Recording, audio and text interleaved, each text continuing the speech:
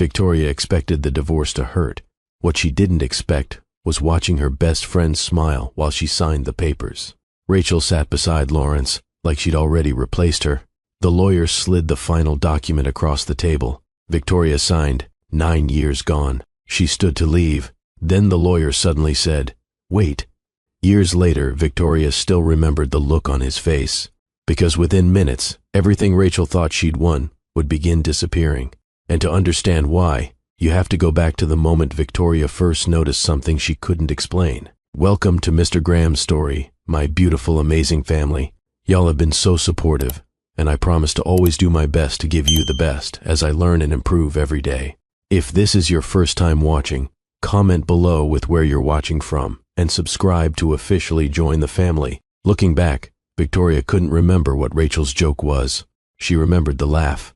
She remembered the smell of charcoal. She remembered one of the neighbor's kids running through the backyard with a popsicle melting down his arm.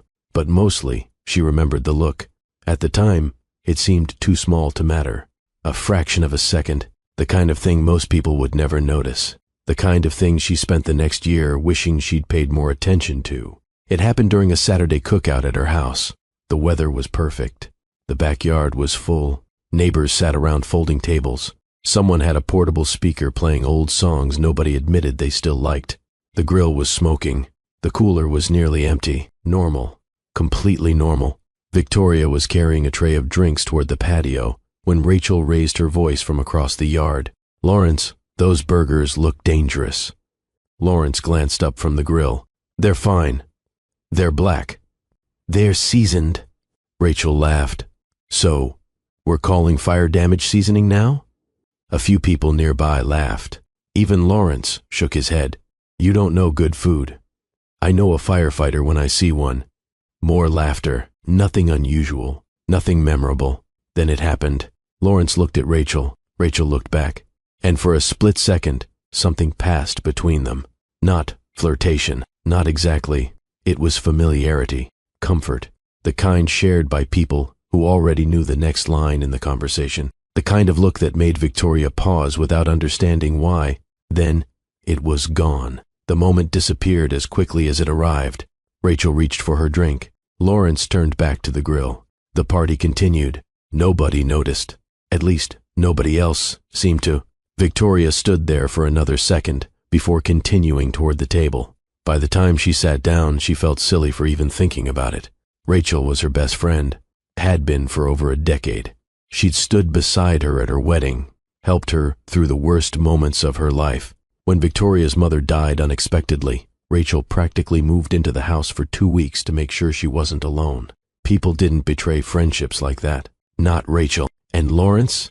Lawrence wasn't perfect. Nobody was, but he was dependable, predictable. The kind of man who always remembered to lock the doors before bed and always forgot where things were in the refrigerator. 9 years of marriage had made him many things. Mysterious wasn't one of them. By sunset, the cookout was winding down. Guests were leaving. Children were being collected. Someone was looking for a missing set of keys. Victoria stood beside the driveway saying goodbye when Rachel hugged her. "Thanks for today." "Anytime." Rachel smiled, then climbed into her car. A few minutes later, Lawrence walked up carrying a trash bag. "Good day." Victoria nodded. "Yeah." They stood there watching the last car disappear down the street. Neither said anything. The evening felt peaceful, comfortable, exactly the kind of life Victoria thought she wanted. And maybe that was why she ignored the feeling that followed her inside later that night, because once everyone was gone, once the dishes were done, once the house became quiet again, she found herself thinking about that look, not obsessing over it, not analyzing it, just remembering it, trying to understand why it bothered her. She couldn't. Eventually she rolled her eyes at herself and went to bed. There was no mystery, no problem, no reason to think twice about it. At least, that's what she told herself. The truth was, that half-second moment never completely left her, and she would spend the next year convincing herself she had imagined it. For a while, nothing happened. At least nothing obvious. Life continued exactly the way it always had. Lawrence went to work. Rachel stopped by whenever she felt like it. Weekends came and went. The uncomfortable feeling from the cookout gradually faded into the background, or at least Victoria thought it had. The truth was, once she noticed that look, she started noticing other things. Not intentionally.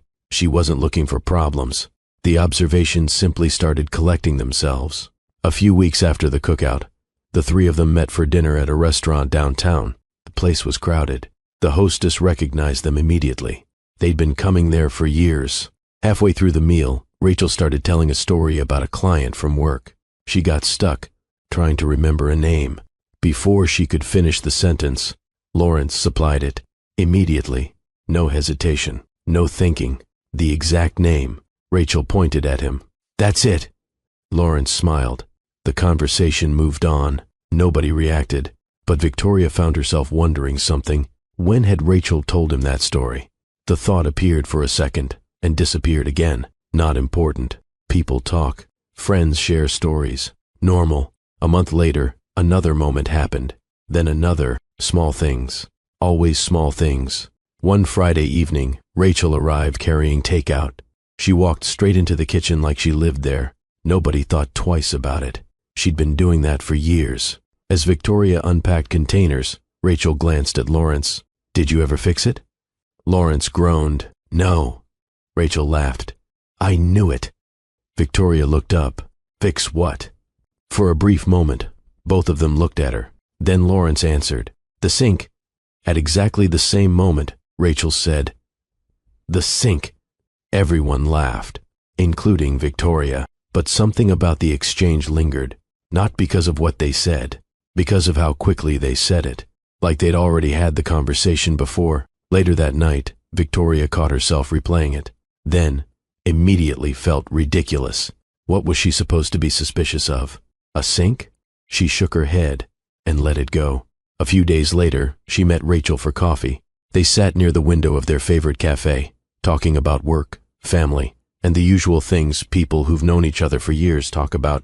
At one point, Rachel mentioned a new seafood restaurant opening across town. Then she laughed. Lawrence would hate that place. Victoria looked up. "Why?" Rachel blinked. "The seafood." "What about it?" "He hates seafood." The answer came naturally, too naturally. Victoria stirred her coffee. "Since when do you know that?" Rachel froze for half a second. Not long, but long enough. Then she laughed. "Oh, come on. I've known him forever." The explanation made sense. Perfect sense. Yet Victoria found herself staring out the window afterward, because she couldn't remember Lawrence ever discussing seafood with Rachel. Maybe he had. Probably he had. Still, the thought stayed. Months passed. The moments kept coming. Always small. Never enough. One evening, Rachel showed up unexpectedly, while Lawrence was still at work. The two women spent an hour talking in the living room. Then, Rachel glanced at her phone. He should be getting home soon. Victoria looked up. "Who?" Rachel immediately looked annoyed with herself, then smiled. "Lawrence." A strange silence followed. Rachel quickly stood. "Anyway, I should probably head out." The moment disappeared almost instantly. But Victoria noticed it, not because Rachel knew Lawrence's schedule, because she knew it down to the minute. That night, Victoria lay awake longer than usual. Beside her, Lawrence was already asleep. The room was dark. The ceiling fan hummed softly overhead, and for the first time, she allowed herself to ask a question she didn't like, not because she believed it, because she couldn't stop wondering, what if something is going on? The thought made her uncomfortable immediately. She rolled onto her side, closed her eyes, forced herself to think about something else. Rachel was her best friend. Lawrence was her husband. People didn't spend over a decade building trust just to destroy it, especially not people like them. The next morning, she felt embarrassed she had even thought it, and from that day forward, she made a decision. Whenever something felt strange, she would assume the best. Whenever a question appeared, she would let it go. Whenever doubts surfaced, she would trust them. It seemed like the right thing to do, the healthy thing to do. What Victoria didn't realize was that trust and denial can sometimes look almost identical from the inside, and over the next several months, that difference would become harder and harder to ignore, because the moments weren't stopping. They were becoming patterns, The strange thing was that nothing ever happened, at least not in a way Victoria could point to. There was never a message that appeared at the wrong time, never a suspicious phone call, never an obvious mistake. If there had been, everything might have ended sooner. Instead, she lived inside uncertainty, and uncertainty has a way of making people doubt themselves. By winter, Victoria had become very good at talking herself out of things. Too good. One Tuesday evening, Lawrence texted around 4:30, running late. Meeting went long. Victoria looked at the message and set her phone down. Nothing unusual.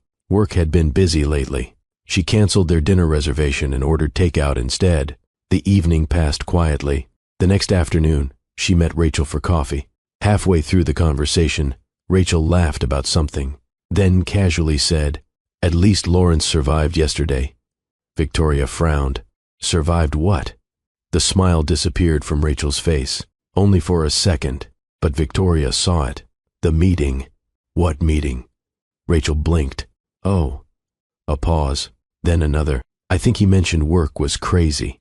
Victoria watched her. Rachel immediately took a sip of coffee. The conversation moved on, but something about the exchange stayed behind.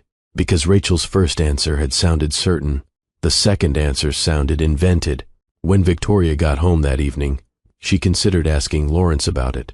The thought lasted maybe 30 seconds. Then she abandoned it. What was she supposed to say? My best friend accidentally mentioned your meeting?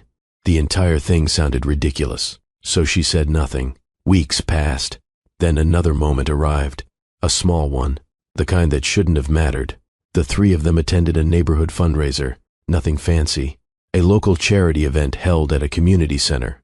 By the end of the evening, people were gathering coats and saying goodbye. Lawrence stepped outside to take a phone call. Victoria stayed inside, helping stack chairs. Rachel walked over. You okay? Victoria smiled. Why wouldn't I be? You seem tired. I am tired. Rachel nodded, then glanced toward the entrance, toward where Lawrence had gone. The glance lasted barely a second, but there was something in it. Concern, not friendly concern, something more personal, more invested. When Rachel noticed Victoria watching her, she immediately looked away. The moment vanished, but Victoria didn't forget it. That night, she stood in the bathroom brushing her teeth beside Lawrence, the same routine they'd followed for years. Neither said much. The day had been long. Lawrence finished first. He kissed the top of her head, then headed toward the bedroom. Victoria remained at the sink, staring at her reflection. The question returned, stronger this time. What if I'm not imagining it? She hated the thought, hated it immediately, because if she followed it to its conclusion, everything changed. Not only her marriage, her friendship, her history, her entire understanding of the people closest to her. Most people think denial is about refusing to see something. Victoria would later realize that's not always true. Sometimes denial is seeing something and deciding you don't want it to be true. So she chose trust. Again, and again, and again. The pattern continued into spring. By then, Victoria had developed a habit she never admitted to anyone. She watched, not obsessively, not constantly, but she paid attention, more than she used to. She noticed how quickly Lawrence answered Rachel's messages, how often Rachel seemed to know his schedule, how naturally they moved around each other. Every observation felt harmless by itself. Together they formed a picture she refused to look at directly. Then came the moment she almost asked a question she couldn't take back. Rachel had stopped by one Saturday afternoon. The three of them were standing in the kitchen. Rachel was telling a story. Lawrence interrupted. Rachel laughed, and without thinking, she touched his arm. A quick gesture, completely natural, the kind of thing friends do, but neither of them pulled away. Neither seemed to notice it at all. Victoria did. For a second, the room felt strangely quiet. Rachel eventually removed her hand. The conversation continued. Nobody acknowledged it. Victoria almost spoke. Almost. Then she didn't. Because once a question leaves your mouth, you can't pretend it never existed. That evening, after Rachel left, Victoria sat alone on the back patio. The sun was setting behind the trees. The neighborhood was quiet. Somewhere down the street, a dog barked. Inside the house, she could hear Lawrence watching television. A normal evening. A normal life. The kind of life she desperately wanted to believe was still intact. And that's when she made a choice. She would stop looking, stop noticing, stop questioning, because every time she followed the feeling, it led somewhere she didn't want to go. Trust was easier. Trust was safer. Trust allowed tomorrow to look like today. What she didn't know was that the truth had already become too large to stay hidden forever. Neither Rachel nor Lawrence realized it either, because after 4 years of secrecy, both of them had become comfortable, careless, and eventually, even careful people make mistakes. The mistake that ended. Everything happened on a rainy Thursday afternoon. Lawrence forgot his tablet at home, and by sunset, Victoria would know the truth. The truth arrived on a Thursday, a rainy Thursday, the kind of day where the sky never fully brightens, no matter what time it is. Victoria had been working from home all morning. Emails, paperwork, phone calls, nothing unusual. Around 2 o'clock, she remembered a document she needed to print. Normally, she would have used her laptop, except the printer wasn't cooperating. Again, Lawrence's tablet, however, was already connected. He'd left it on the kitchen counter before heading to work. Victoria picked it up without a second thought. If someone had told her that a 5-second decision was about to change her entire life, she would have laughed. The screen lit up. She opened the file she needed. Then, a notification appeared. Rachel. Victoria barely glanced at it. At first, then she saw the preview. Miss you already. Her fingers stopped moving. The words sat there for a second before disappearing. Victoria stared at the screen, not because the message was shocking, because it was strange, strange enough to make her pause. Her mind immediately started building explanations. Maybe they had lunch. Maybe Rachel was talking about something work-related. Maybe. The notification vanished. Victoria set the tablet down, walked to the sink, filled a glass with water. She was halfway through a sip when the second notification appeared. A soft chime, nothing more, but the sound seemed unusually loud. Victoria looked and saw. Last night was worth the risk. The glass froze halfway to her mouth.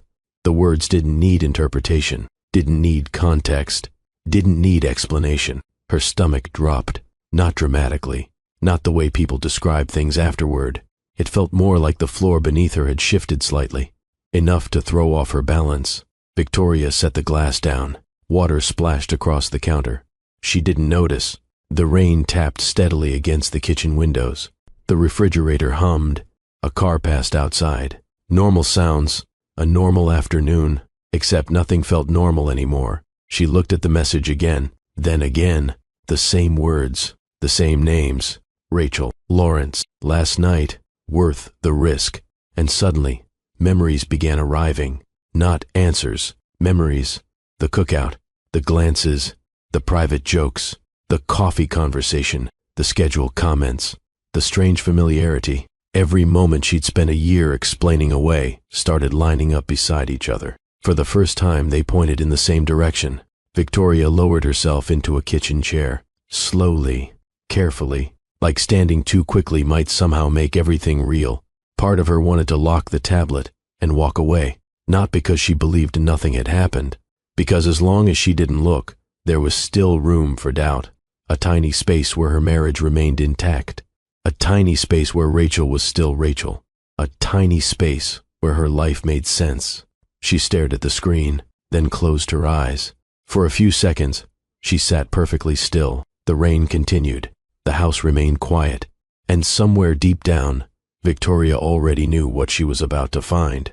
The only question left was how bad it really was. So she picked up the tablet, opened the message thread, and stepped into a version of her life she never knew existed. The first thing Victoria saw wasn't a message.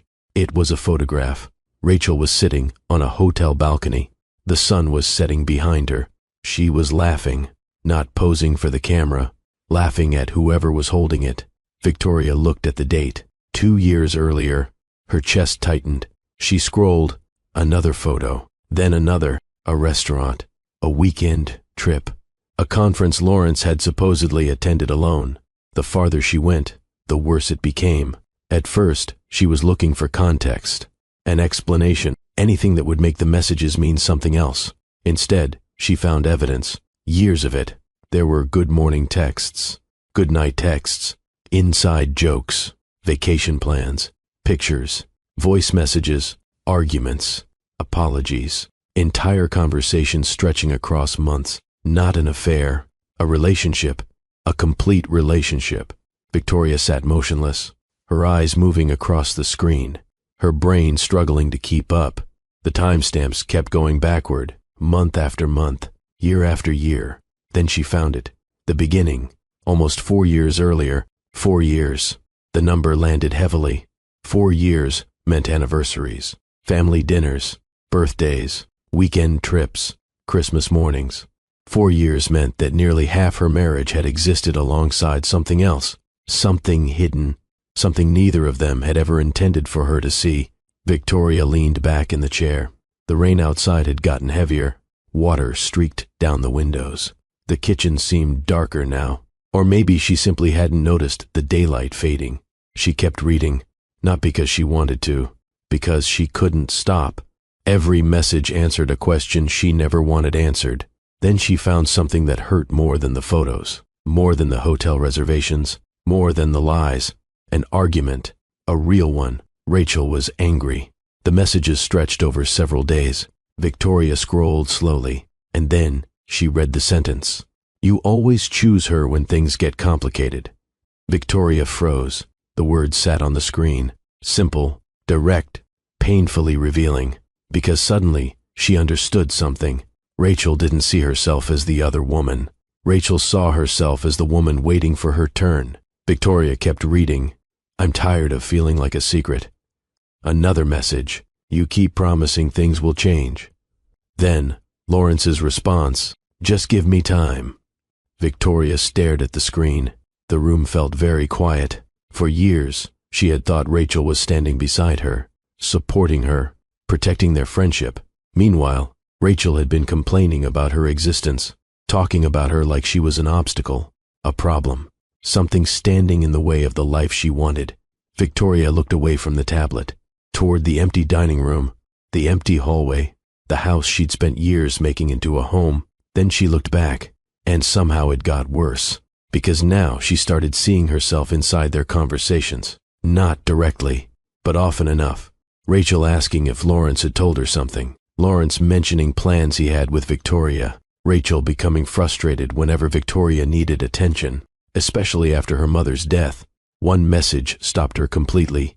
It had been sent years earlier, only a few weeks after the funeral. Rachel had written, "I know she needs you right now." The next message followed immediately.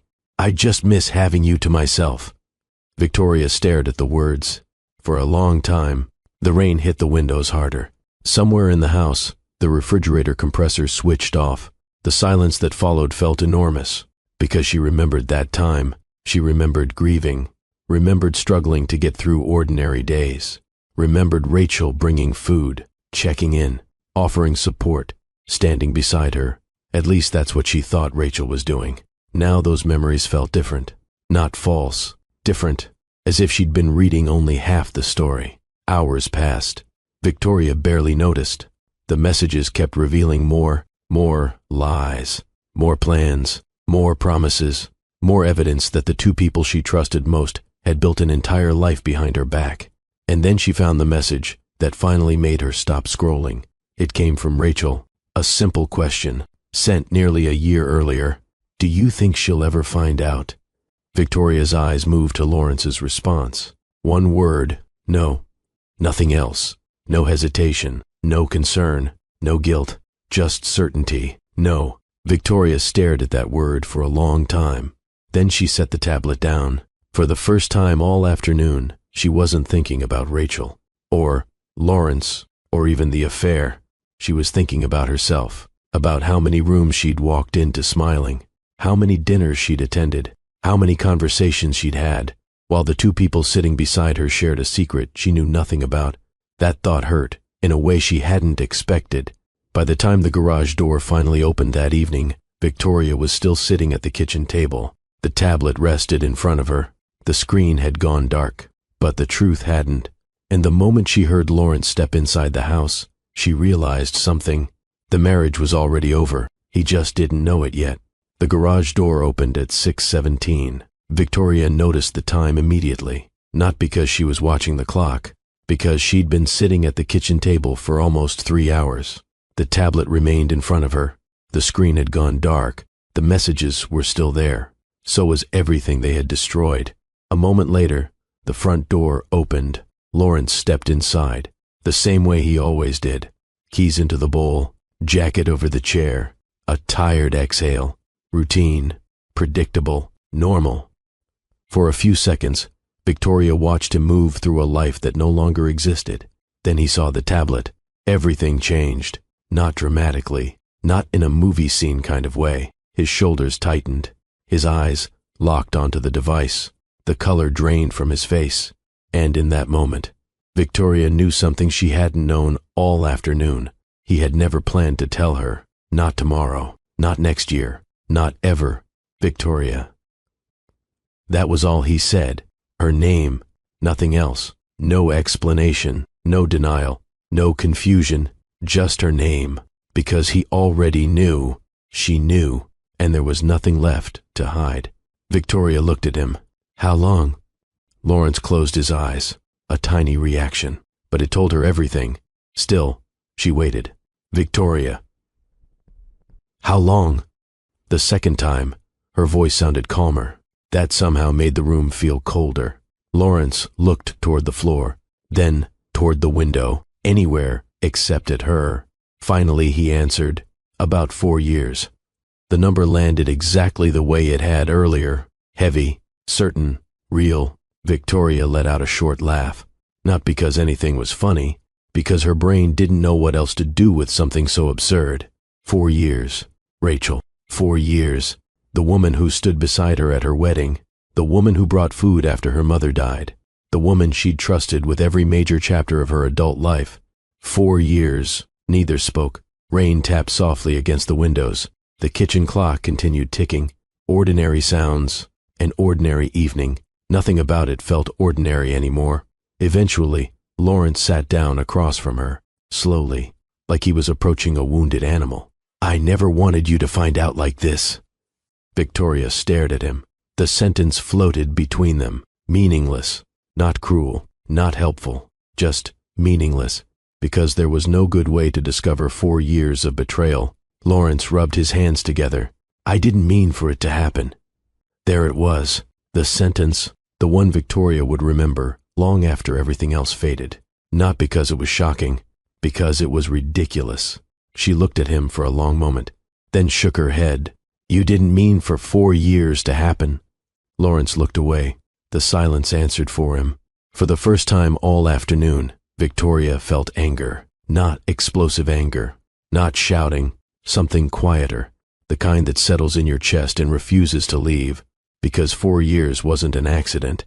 4 years required planning, choices, conversations, lies, thousands of them, every holiday, every anniversary, every family gathering, every time Rachel sat at their table, every time Lawrence kissed her goodbye before work, every single one was a choice. Victoria pushed the tablet toward him. You know what I can't stop thinking about? Lawrence said nothing. She continued. All the energy you both spent protecting this. Another silence. Then she added, you could have put that energy into being honest. The words landed. Lawrence flinched slightly, not dramatically, just enough. Victoria stood. The conversation was over, not because everything had been said, because nothing useful remained. She walked upstairs, opened the closet, pulled out a suitcase. For a few minutes, the only sounds were hangers sliding across metal rods and drawers opening and closing. Lawrence appeared in the doorway, once, then disappeared again, as if he couldn't decide whether to help or stop her. Eventually, he settled on doing neither. Victoria packed clothes, toiletries, a few personal items, nothing sentimental, no photographs, no keepsakes, no attempts to preserve the life she was leaving behind. 20 minutes later, she carried the suitcase downstairs. Lawrence was standing in the living room, waiting, the same way people wait for storms to pass. Hoping, uncertain, afraid. Victoria reached the front door, then paused, not because she was reconsidering, because there was one thing she wanted to know. She turned around. "Does Rachel love you?" Lawrence looked surprised. The question clearly wasn't what he expected. After a moment, he nodded. "I think she does." Victoria absorbed that, then asked the second question. "Do you love her?" This time, the silence lasted longer, long enough to become an answer before words arrived. Eventually, Lawrence nodded. "Yes." The honesty should have hurt. Instead, it felt clarifying, like the final piece of a puzzle she never wanted to complete. Victoria looked at him for another second, then opened the door. Cool air rushed inside. Rain still fell steadily beyond the porch light. She stepped outside. No dramatic goodbye, no speech, no screaming, nothing left to prove. The door closed behind her, and with it, 9 years of marriage. As Victoria walked toward her car, she didn't know what the future looked like. She didn't know about the divorce, the trust, the lawyer, the company, none of it. All she knew was that she could no longer stay inside a life built on lies. Behind her, Lawrence remained standing in the house.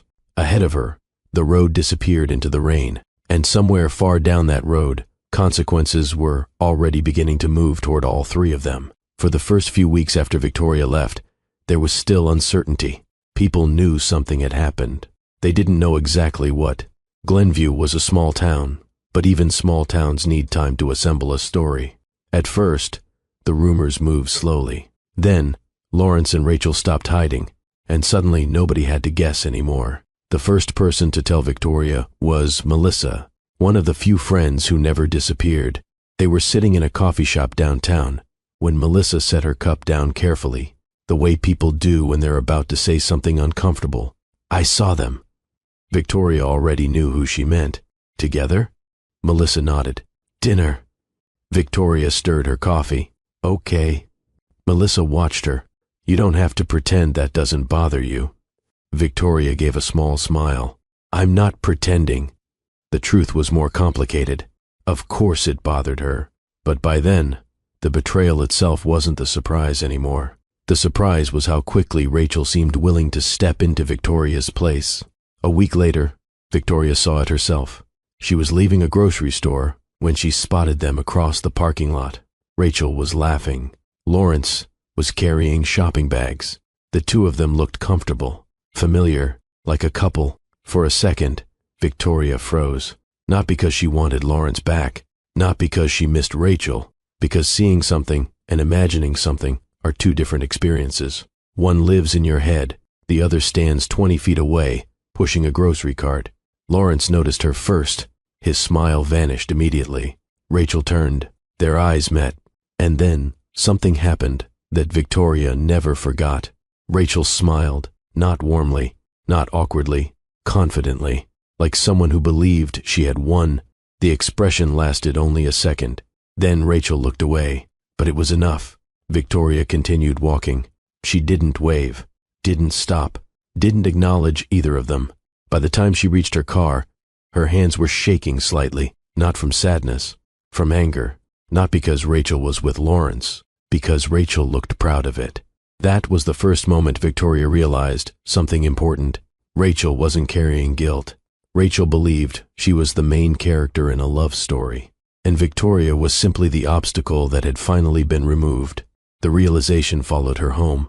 Over the next few months, Lawrence and Rachel became increasingly public. Restaurants, fundraisers, community events, places Lawrence used to attend with Victoria. Now Rachel sat beside him, and every appearance created another round of conversations. The town noticed. Of course they noticed.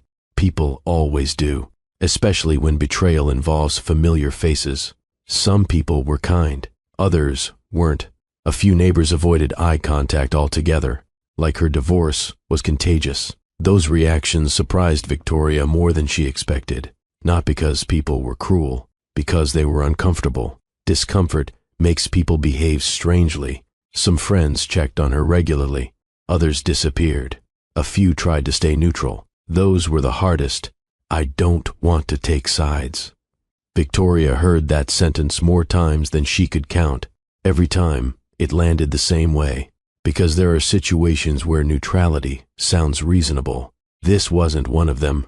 One evening, She ran into an old acquaintance at a community event. The woman smiled nervously. Well, relationships are complicated. Victoria looked at her. No. The woman blinked. No? Victoria shook her head. Some things are complicated. Then she walked away, because she was tired of people treating betrayal like a misunderstanding. Meanwhile, Rachel seemed increasingly comfortable and increasingly visible. The confidence grew. The comments became bolder. The smiles lasted longer. The woman who used to enter Victoria's home through the front door now acted as if she'd inherited the entire life. At least, that's what she wanted people to believe. What Rachel couldn't see was that the performance looked very different from the outside. Most people weren't impressed. Most people weren't jealous. Most people were simply watching. And the more Rachel celebrated her victory, the more uncomfortable it made everyone around her, including Lawrence. Victoria didn't realize it yet, but the relationship Rachel had fought so hard to win was already beginning to change. Because affairs survive on secrecy, on excitement, on stolen moments. Real life is different. Real life shows up every morning. And eventually, reality was going to ask both of them a very expensive question, one they weren't prepared to answer. 3 months after Victoria left the house, Lawrence officially filed for divorce. The paperwork arrived on a Tuesday. Victoria wasn't surprised. The marriage had ended the night she walked out. The legal process was simply catching up. She signed what needed signing, forwarded documents to her attorney, answered questions, then went back to work. The practical side of divorce turned out to be strangely exhausting. Not emotionally, administratively, forms, deadlines, appointments, conversations nobody wants to have, life becoming paperwork. A few weeks later, Melissa called again. This time she didn't bother with small talk. Rachel moved in. Victoria closed her eyes, not because she was shocked, because she knew exactly what that meant. Are you sure? Everybody knows. That was Glenview. There were no secrets, only information moving at different speeds. Victoria thanked her, hung up, then sat quietly for a minute. The image appeared immediately. Rachel, walking through the house, opening cabinets, rearranging rooms, sleeping in the bedroom, living inside a life she had helped destroy. Victoria hated that her mind went there. She hated it even more because she couldn't stop it. For the next few days, the thought kept resurfacing. Eventually, she forced herself to let it go. There was no benefit in imagining it. No answers, no healing, only pain. Meanwhile, the town was having its own reaction. The affair had been one thing. Rachel, moving into the house before the divorce was finalized, felt different. Even people who had tried to stay neutral began struggling with it. One afternoon, Victoria was having lunch with Melissa when a familiar woman approached their table, someone they'd both known for years. She hesitated, then leaned closer. I just wanted to say. The woman paused, searching for the right words. I'm sorry. Victoria looked up. The woman continued. What they did wasn't right. Then she walked away. The entire exchange lasted less than 30 seconds, but it stayed with Victoria because it was one of the first times someone stopped pretending the situation was complicated.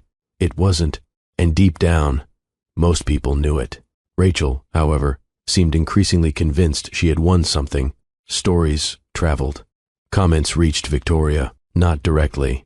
Glenview always had messengers.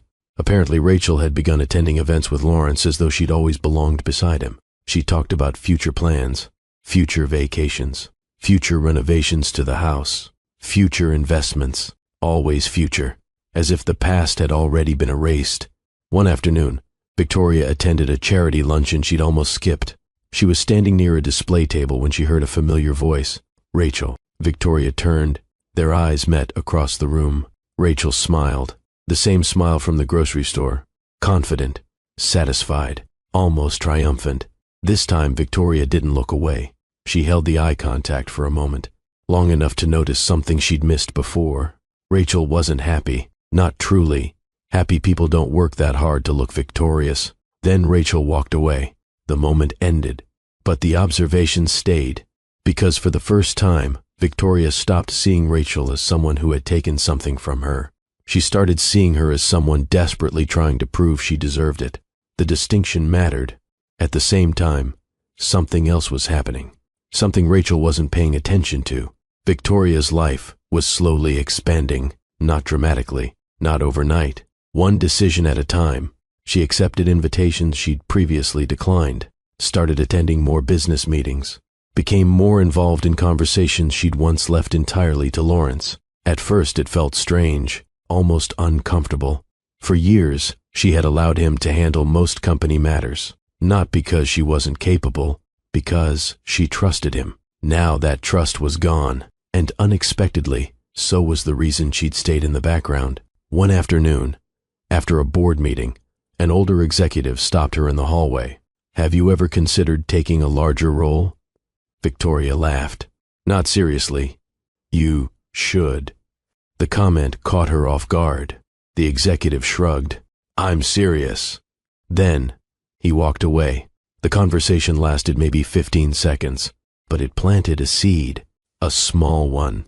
At the time, Victoria didn't realize how important it would become, because while Rachel was focused on stepping into Victoria's old life, Victoria was beginning to build a new one. Neither woman understood it yet, but they were moving in completely different directions, and very soon, those paths were about to cross one final time, inside a conference room, around a divorce table, with a lawyer holding documents nobody had bothered to read carefully.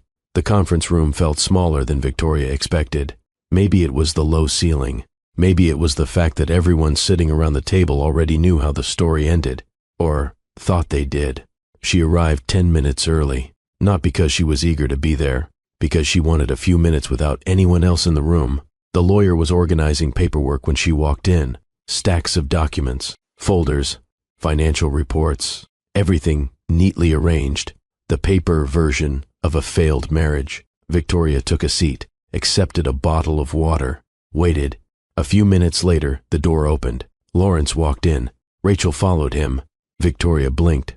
That part she hadn't expected. Rachel wasn't involved in the divorce. Legally speaking, she had no reason to be there. Yet she pulled out a chair and sat beside Lawrence as though she belonged at the table. Nobody challenged it. The lawyer looked uncomfortable. Lawrence looked tired. Rachel looked confident. The meeting began. Property discussions, account summaries, investment reviews, legal language, numbers, dates, details. Victoria listened, answered questions when necessary, signed preliminary documents. Mostly, she felt detached, not numb, finished. The emotional battle had happened months earlier. This was administration, nothing more. About halfway through the meeting, the lawyer paused to locate another document. The brief silence gave Rachel an opportunity, and unfortunately, she took it. "You know," Rachel said casually, "this is probably better for everyone." Nobody responded. The lawyer continued shuffling papers. Lawrence stared straight ahead. Rachel leaned back in her chair, comfortable, relaxed, as if she were discussing the weather. Sometimes people stay in relationships because they're comfortable. The room grew noticeably quieter. Victoria looked at her. Rachel smiled, not kindly, not nervously, confidently. Lawrence deserves to be happy. The statement hung there, heavy, awkward. Nobody seemed interested in helping it land. The lawyer suddenly became fascinated with a folder. Lawrence shifted in his chair, but he didn't correct her, didn't stop her, didn't say anything at all. And somehow that silence revealed more than any words could have. Victoria looked away first, not because Rachel had hurt her feelings, because the conversation felt beneath her. Months earlier, she might have responded. Months earlier, she might have argued. Now she simply wanted the meeting finished. Eventually, the lawyer found the document he needed. The discussion resumed.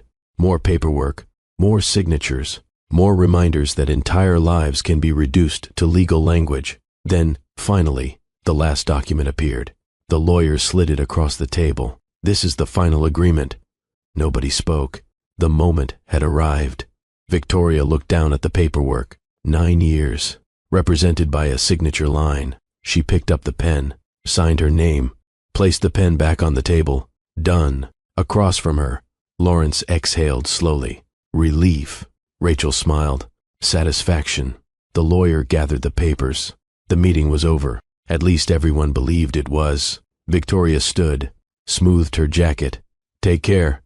A simple goodbye. Nothing dramatic. No final speech. No emotional scene. Rachel looked oddly disappointed, as though she'd expected tears, or anger, or some kind of victory speech. Instead, she got acceptance. Victoria turned toward the door. Her hand touched the handle. Then she heard a voice behind her. "Wait." The lawyer. Something about his tone felt wrong immediately. Victoria stopped, turned around. The lawyer wasn't looking at her. He was staring at a document, one she'd already signed. His forehead was creased, his expression tense, confused. He flipped to another page, then another, then back again. Lawrence frowned. "What is it?" No answer. The lawyer kept reading. Rachel shifted in her seat. "What's going on?" Still nothing. The room grew quiet, the kind of quiet people fall into when they realize something unexpected is happening. Finally, the lawyer looked up, and for the first time all afternoon, he looked genuinely alarmed. Not concerned, not confused. Alarmed. His face had gone pale. Actually pale. He swallowed, looked toward Victoria, then toward Lawrence, and said 4 words that instantly changed the atmosphere in the room. "There's a trust provision." Nobody moved. Nobody understood what he meant. Not yet. But everyone suddenly knew one thing. The divorce wasn't over, and whatever the lawyer had just found, it was important enough to make him forget how to hide his reaction. For several seconds, nobody spoke. The lawyer continued staring at the document. Then he looked at it again, as if hoping he'd made a mistake. Victoria slowly stepped away from the door. Lawrence frowned. What trust provision?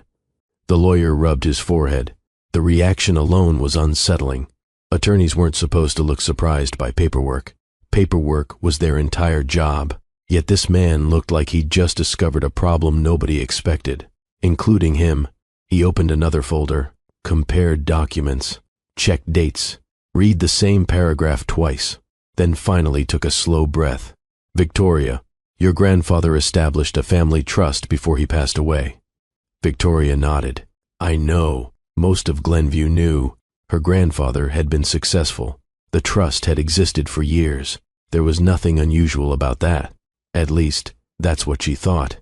The lawyer nodded. "I know you know about the trust." He tapped the document. "What I don't think anyone understood was how much of your family's holdings remained under trust protection." Lawrence laughed, a short, irritated laugh, the kind people make when they're already frustrated. "What does that have to do with us?"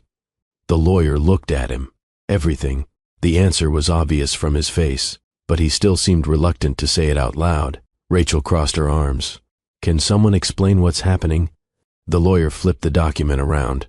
"There is a spousal access clause." Nobody spoke. "A what?" Lawrence asked. "A spousal access clause." The lawyer pointed to a paragraph. "This trust grants operational access to protected assets while the marriage remains legally active." Victoria frowned. The sentence sounded important. She wasn't sure why.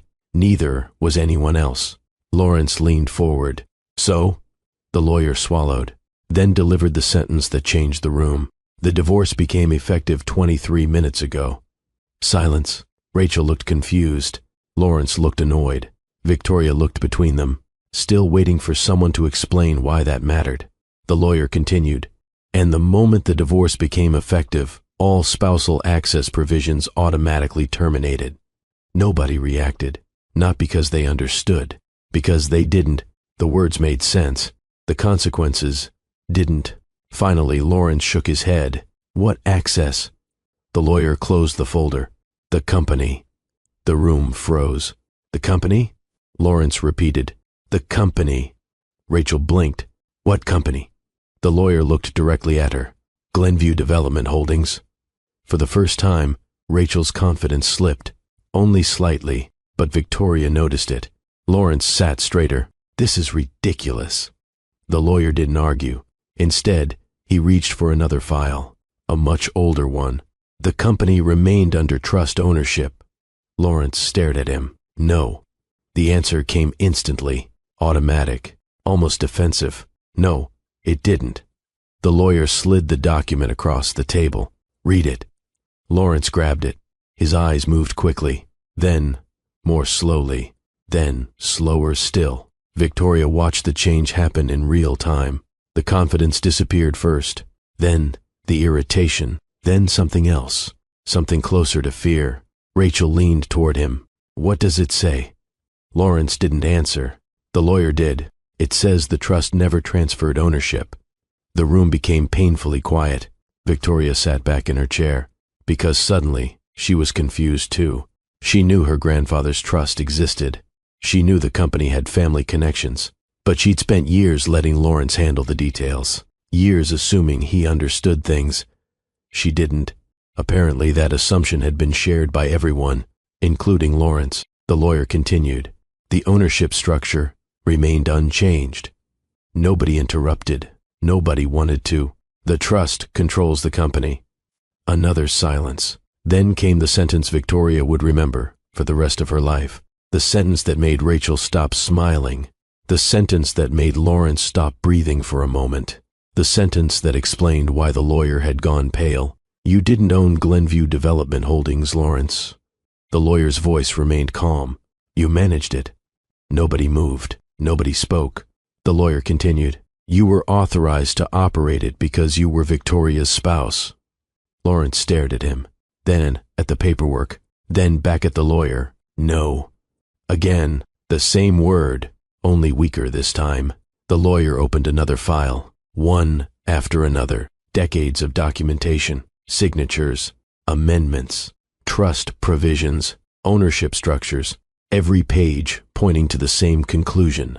The company, the estate, the investment holdings, the mansion, the vehicles, the protected accounts, none of it belonged to Lawrence. His access existed because of the marriage, and the marriage had ended less than half an hour ago. Rachel slowly leaned back in her chair. For the first time since arriving, she looked nervous. Actually nervous. Victoria sat motionless, trying to process her own role in all of this. Because the strangest part wasn't Lawrence's reaction. It was realizing she hadn't known either, not fully. The lawyer closed the final folder. The sound echoed softly across the room. Then he looked at Lawrence, not unkindly, just honestly. I think you need to call your attorney. And for the first time all afternoon, nobody looked like they had won anything. The first 24 hours felt like a misunderstanding, at least to Lawrence. He spent most of them convincing himself that someone had made a mistake. There had to be an error, a missing document, a technicality, something, because the alternative made no sense. By the next morning, he had already called 2 attorneys. By lunch, he'd called 3 more. Each conversation followed the same pattern.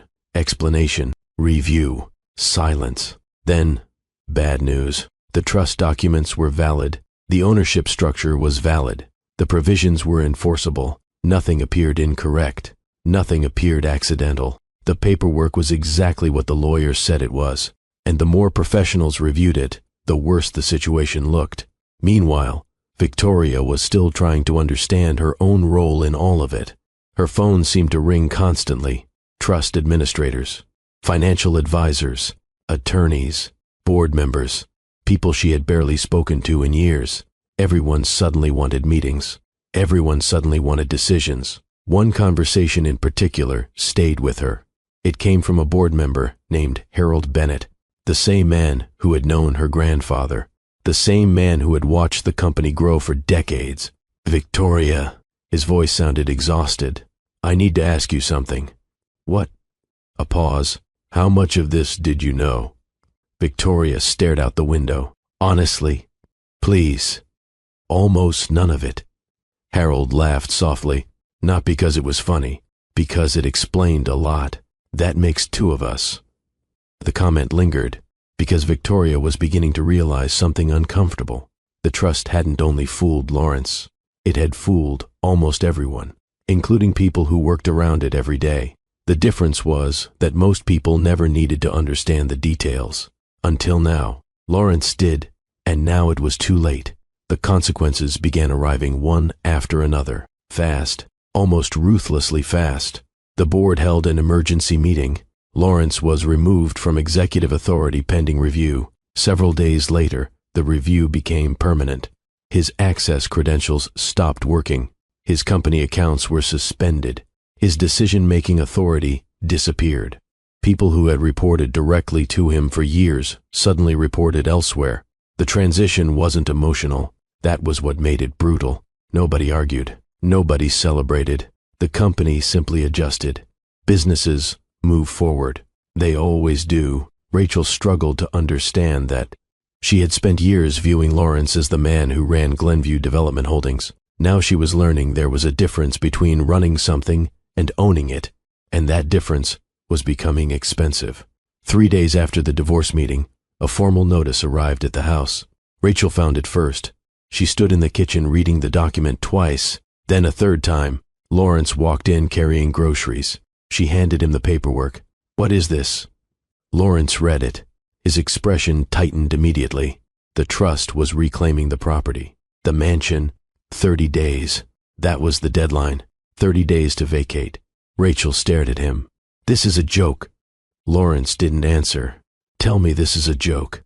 Still nothing, because he knew it wasn't. For several seconds, neither spoke. The kitchen felt strangely quiet. Boxes hadn't appeared yet. Nothing had changed physically. The house still looked exactly the same.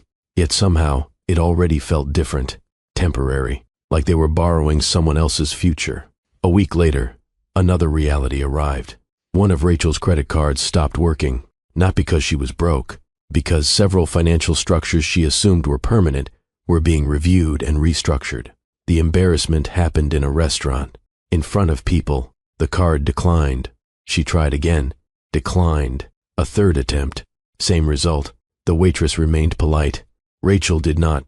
By the time they reached the parking lot, she was furious. "This is unbelievable." Lawrence leaned against the car, exhausted. Everything seemed to exhaust him lately. "We'll figure it out." "You keep saying that." The words came out sharper than intended. Both of them knew it. Neither apologized.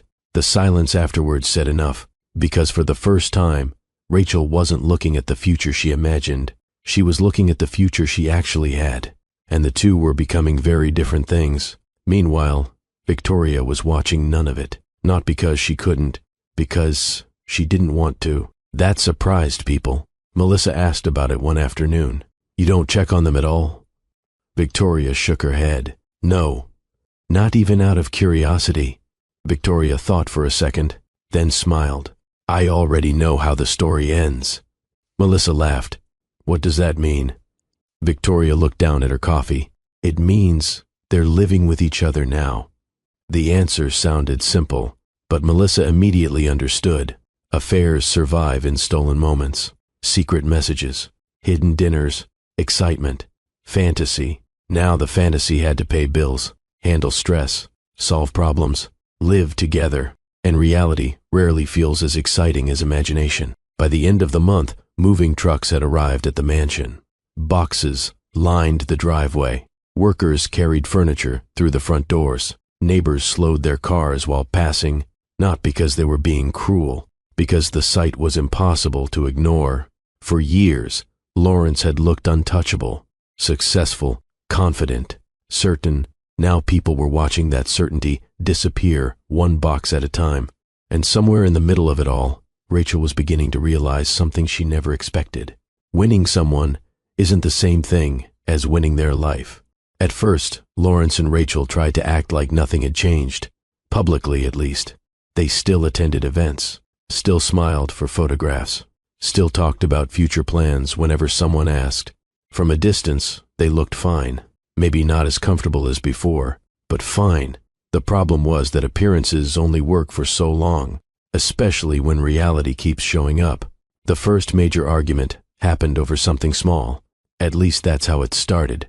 A dinner reservation, nothing more. Rachel wanted to keep plans they'd already made. Lawrence wanted to cancel. Money was tighter than either of them expected. What began as a simple disagreement followed them from the house to the restaurant parking lot. By the time they arrived, neither was speaking. Inside the restaurant, the tension got worse. A comment, a response, a sarcastic remark, the kind of fight couples have every day. Except this one wasn't really about dinner.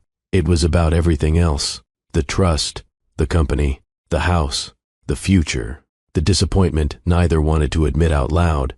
Eventually, Rachel pushed her chair back. "I don't even recognize you anymore." Several nearby tables fell silent. Lawrence stared at her. "What does that even mean?" "It means you used to have a plan." The words landed harder than Rachel intended, because both of them knew she wasn't talking about dinner. She was talking about the life she thought she was getting. The argument ended without resolution. Most arguments do, but the damage remained, and in a town like Glenview, private moments rarely stayed private for long. By the next afternoon, people were already talking about the scene, not maliciously, just the way communities talk, especially when the people involved spent years at the center of local attention. The arguments became more frequent after that. Small things, then larger things, then things that had nothing to do with the original conversation. One evening, Rachel complained about expenses. The next week, Lawrence criticized a purchase she'd made. Another week, they argued about where they were going to live, long term. Every conversation seemed to circle back to the same issue. Neither of them were living the future they imagined, and disappointment has a way of turning into resentment when it stays too long. Meanwhile, Victoria's life was moving in a completely different direction. The contrast became noticeable, not overnight. Gradually, the board began inviting her into more meetings. Executives sought her opinion. People who had barely spoken to her before now treated her as someone whose voice mattered. At first, she felt out of place. Every room seemed filled with people who understood more than she did. Every conversation felt like a reminder of how much she'd left to Lawrence over the years. But something unexpected happened. The more she showed up, the more comfortable she became. One afternoon, after a particularly long meeting, Harold Bennett stopped her outside the conference room. "You know something?" Victoria smiled. "What?" "You ask better questions than most executives." She laughed. "I don't think that's true." "It is." Harold shrugged. "Most people walk into a room trying to prove how much they know." He pointed toward the conference table. "You walk in trying to learn." The compliment stayed with her, because for the first time in years, she wasn't being defined by a marriage, or a betrayal, or a divorce. She was becoming something else, something entirely her own. Around the same time, Lawrence received another rejection. A business venture he'd been pursuing quietly fell apart. Investors weren't interested, not because of the scandal, because the proposal wasn't strong enough. Still, Lawrence took it personally. Everything felt personal lately. Every setback, every obstacle, every reminder that his life looked different now. One evening, he sat alone in a small rental house, reviewing financial projections. The room was quiet. Rachel had gone out hours earlier. The television played softly in the background.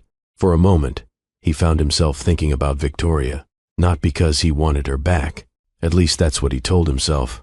Because he suddenly realized how many problems she'd quietly solved over the years. Things he'd never noticed. Things he'd taken for granted. The thought irritated him, then embarrassed him, then stayed with him. Across town, Victoria was attending another company event, another meeting, another opportunity. And for the first time since discovering the affair, she noticed something strange. She had gone almost an entire week without thinking about Rachel, or Lawrence. The realization caught her off guard, not because she was trying to forget them, because she wasn't. Life had simply become larger than the betrayal, larger than the pain, larger than the story that once consumed her. And that was when the real healing began, not when she stopped hurting, when she stopped measuring her life against theirs. Because while Rachel and Lawrence were still trying to understand what had gone wrong, Victoria was finally starting to understand what could go right. And very soon, the difference between those paths would become impossible for everyone in Glenview to ignore. The first time Victoria sat at the head of the conference table, she almost laughed, not because anything was funny, because she was convinced someone had made a mistake. The room was filled with people who had spent decades in business, executives, department heads, financial advisors, people who seemed to speak an entirely different language whenever reports appeared on a screen. And now they were looking at her, waiting, expecting her to lead the meeting. Victoria glanced down at her notes, then back up. "Okay." A few people smiled. The tension eased immediately. The meeting began. She stumbled through parts of it. Ask questions she worried sounded obvious. Requested explanations more experienced leaders might have already known. But something surprising happened. Nobody seemed bothered. In fact, several people appeared relieved. Because while Victoria didn't pretend to know everything, she paid attention. She listened. And after years of being managed by people who loved hearing themselves talk, employees found that refreshing. The confidence didn't arrive overnight. It arrived through repetition, meeting after meeting, decision after decision, mistake after mistake, because there were mistakes, plenty of them. One project ran over budget. Another proposal failed completely. More than once, Victoria left work wondering if she was in over her head. But unlike before, she kept showing up. And that made all the difference. One afternoon, she visited a construction site outside Glenview. Workers were finishing the foundation of a new development project. Hard hats, heavy equipment, concrete dust everywhere. Victoria spent nearly 3 hours speaking with employees, learning names, asking questions, listening. When she finally started heading toward her car, one of the supervisors caught up with her. A man named Daniel. "Can I tell you something?" Victoria smiled. "Sure." Daniel shoved his hands into his pockets. "We were happy when you got involved." The comment surprised her. "Really?" He nodded. "Most executives come here for pictures." Victoria laughed. "That's probably fair." "I'm serious." Daniel pointed toward the workers. "They notice when someone actually cares." The words stayed with her during the drive home, because for years she had measured herself against what happened. The affair, the divorce, the betrayal. Now people were responding to who she was, not what she'd survived. And that felt different, better. Months passed. The company continued growing. Victoria continued learning. The board continued trusting her with more responsibility. Then one morning, Harold Bennett called. "Got a minute?" "Always." Harold sounded amused. "We took a vote." Victoria frowned. "What kind of vote?" "The kind that's going to make your day more complicated." Her stomach immediately tightened. "Harold." He laughed. "Congratulations, CEO." For a moment, Victoria said nothing. The words seemed to hang in the air. CEO. The title felt strange, too large, too important, too far away from the woman who had once sat at her kitchen table, wondering how her life had fallen apart. Yet somehow, here she was, not because someone handed her success, because she earned trust.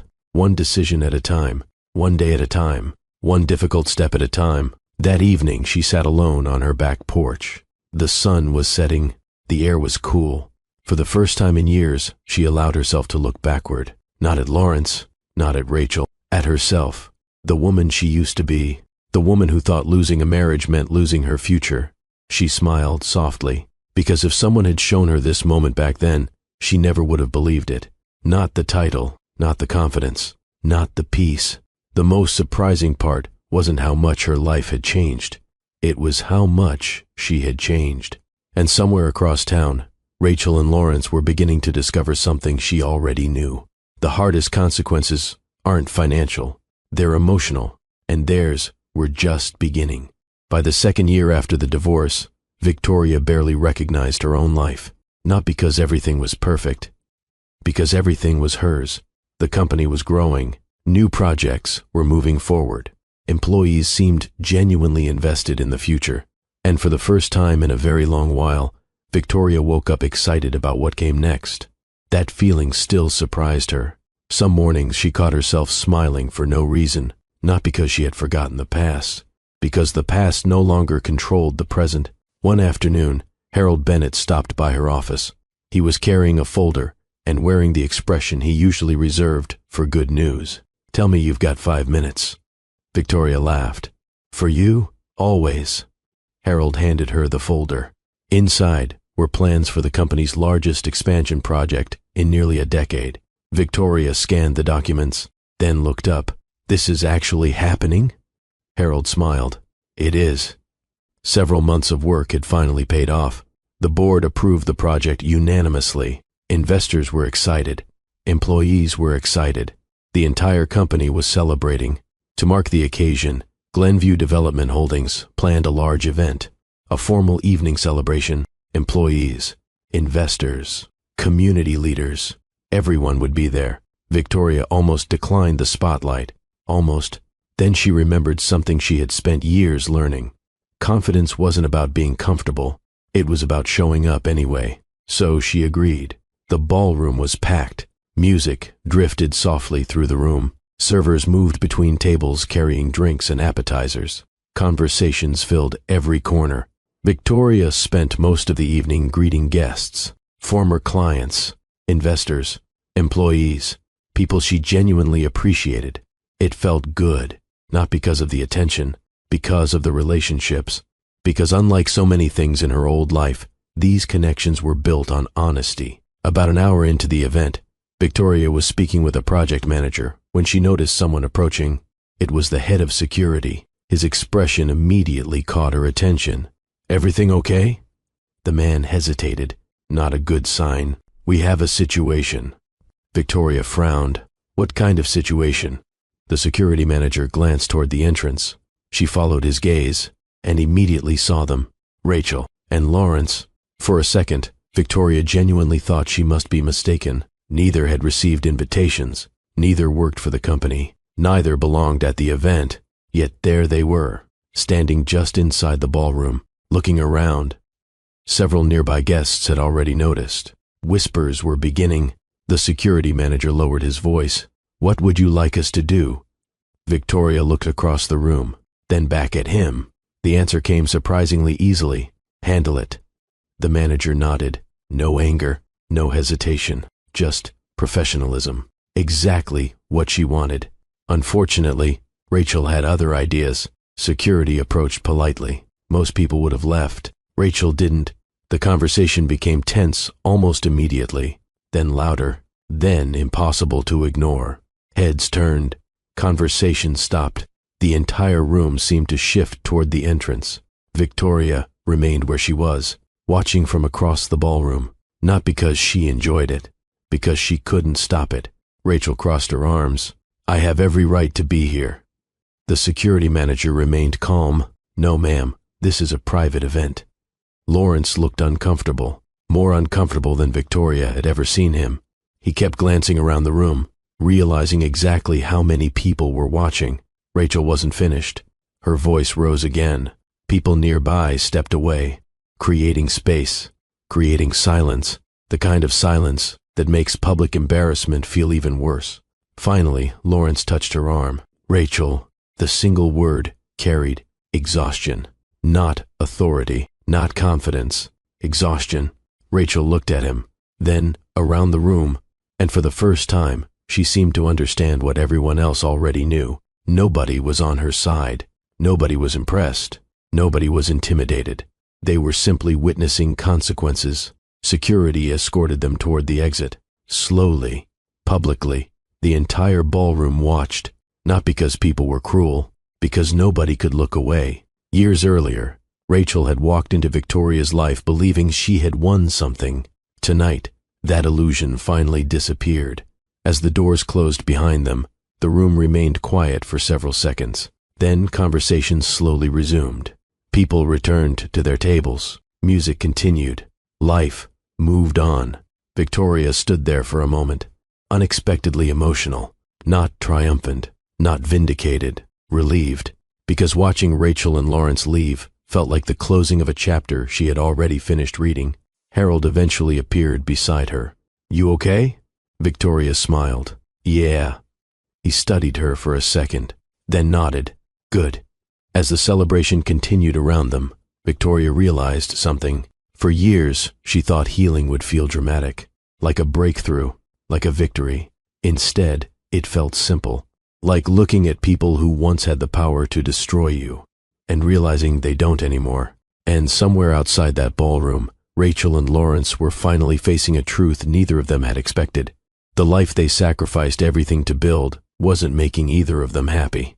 Rachel left 6 months later, not after a dramatic fight, not after some explosive argument that finally ended everything. The relationship simply ran out of excuses.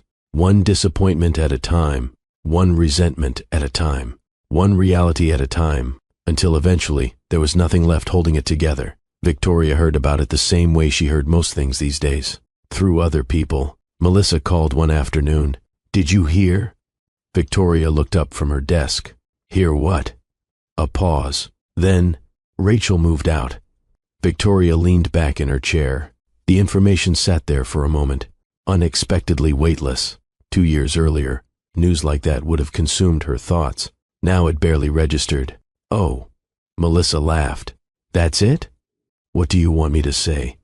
"I don't know." Victoria smiled. "Neither do I." And that was the truth. There was no celebration, no satisfaction, no feeling of victory, because by then, Rachel's life had stopped being part of Victoria's story. The same was true of Lawrence. For the first time in years, he was alone. Actually alone. No affair, no marriage, no fantasy, just himself. And that's when certain realizations finally started arriving. The quiet kind, the kind nobody applauds, the kind that usually show up late at night when there's nobody left to blame. He began noticing things he'd never noticed before. The way Victoria used to remember birthdays, the way she handled family obligations, the way she solved problems before they became emergencies, the way she kept life moving without needing credit for it. Thousands of small things, invisible things, the kind people only recognize after they're gone. One evening, Lawrence found an old photo while cleaning out a storage box. It had been taken years earlier. A summer cookout. Victoria was laughing at something off camera. Rachel stood beside her. Everyone looked happy. For several seconds, Lawrence stared at the picture, then, quietly, put it away. Because some mistakes become impossible to fix. Not because forgiveness doesn't exist. Because time keeps moving. And eventually, people build lives that no longer have room for you. Almost 3 years after the divorce, Lawrence saw Victoria again, completely by accident. A community fundraiser downtown. The event was crowded. People filled the room. Conversations blended together. Lawrence was speaking with someone near the entrance when he saw her. At first, he wasn't entirely sure it was Victoria, not because she looked different, because she carried herself differently. The uncertainty was gone. The hesitation, the constant effort to make everyone else comfortable. She seemed lighter, more confident, like someone who had finally stopped apologizing for taking up space. Lawrence watched her laugh at something a friend said. The smile came easily, naturally, and for a brief moment, he felt something he hadn't expected. Not jealousy, regret, the clean kind, the honest kind, the kind that arrives when you finally understand what you lost. He considered walking over several times, but every version of the conversation ended the same way. Too late. So, he stayed where he was, and eventually she disappeared into the crowd. Months later came the moment neither of them knew would be their final connection to the past. Victoria had recently moved into a beautiful home just outside Glenview. Nothing extravagant, just peaceful, trees, open space, quiet evenings, the kind of place she'd always wanted. One warm Saturday evening, friends gathered at the house. People who had stood beside her during the hardest years. People who stayed. Laughter drifted from the patio. Music played softly through open windows. Someone was telling a story that had everyone laughing so hard they could barely finish it. Victoria stepped away from the group for a moment, just long enough to stand near the railing overlooking the property. The sun was beginning to disappear behind the trees, the sky painted in shades of gold and orange. For a few seconds, she simply stood there, thinking, not about the affair, not about the divorce, not about Rachel or Lawrence, about the journey, about how terrified she'd been the day she walked away. How convinced she'd been that her life was ending, when in reality, something else had been happening. Her life was beginning again. A voice called her name from inside. One of her friends. Victoria smiled, then turned toward the house, toward the laughter, toward the people waiting for her, toward the future she'd built herself. Down the road, stopped briefly at an intersection, Lawrence happened to glance in the direction of the property, just for a moment, long enough to see the lights, the people, the life, long enough to see Victoria walking back inside, surrounded by people who genuinely loved her, happy, at peace, moving forward. He watched for a second, then drove on, because even he understood something now. Victoria hadn't won because he lost. She hadn't won because Rachel left. She hadn't won because the trust saved her. She won because she refused to let betrayal become the rest of her story. Inside the house, laughter grew louder. Someone handed Victoria a drink. Another friend pulled her into a conversation. Life continued. The evening continued. And for the first time in a very long time, the past finally felt exactly where it belonged. Behind her. Before you leave, I want your honest opinion. Do you think Victoria got lucky because of the trust? Or do you think she would have won in the end anyway because of the way she handled everything after the betrayal? Let me know in the comments. I can't wait to read your thoughts.